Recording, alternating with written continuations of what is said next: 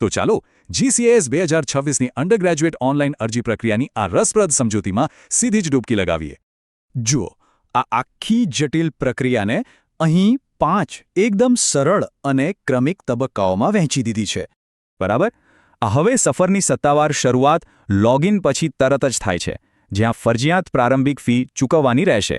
ખાસ યાદ રાખજો, પ્રોફાઇલમાં તમારું નામ 12મા ધોરણની માર્કશીટ સાથે અક્ષરશઃ મેચ થવું જ જોઈએ. અને હા, અનામત કેટેગરી માટે જાતિ અને નોન ક્રિમી લેયર પ્રમાણપત્રોની સચોટ ઇસ્યુ તારીખ નાખવી બિલકુલ ફરજિયાત છે.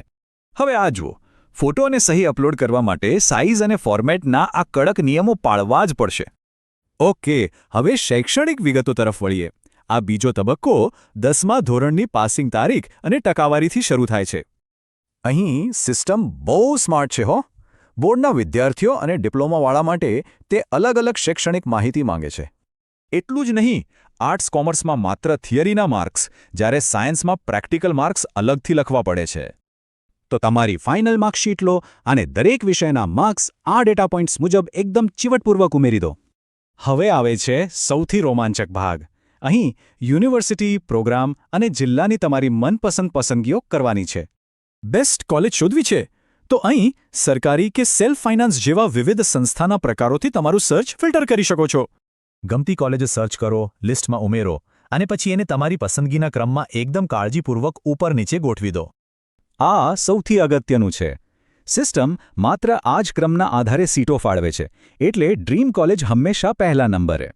ચોથા સ્ટેપમાં ઓરિજિનલ અને એકદમ સ્પષ્ટ ડોક્યુમેન્ટ્સ 5 MBથી નાની સાઇઝમાં PDF કે JPGમાં અપલોડ કરવાના છે. જુઓ, આ લાલ ફૂદડીવાળા ડોક્યુમેન્ટ્સ બિલકુલ ફરજિયાત છે. એને તો કોઈપણ સંજોગોમાં ભૂલ્યા વગર અપલોડ કરવા જ પડશે. એક ખાસ વાત, જો 10મું એકથી વધુ ટ્રાયલે પાસ કર્યું હોય ને, તો બધી માર્કશીટની ભેગી એક જ PDF બનાવજો. અને આ છે છેલ્લો તબક્કો, ફૂલ રિવ્યૂ. ફાઇનલ સબમિટ કરતા પહેલા બધી જ વિગતો 2 વાર ચેક કરી લેજો. કારણ કે આ છેલ્લો નિર્ણય છે. એકવાર ફાઇનલ સબમિટ થઈ ગયું પછી ફોર્મમાં કોઈ જ સુધારો નહીં થઈ શકે. ફોર્મ સબમિટ થતાં જ મેરિટ લિસ્ટની રાહ શરૂ. તો શું આ એક નાનકડું ફોર્મ ભવિષ્યની મોટી દિશા નક્કી કરી શકે?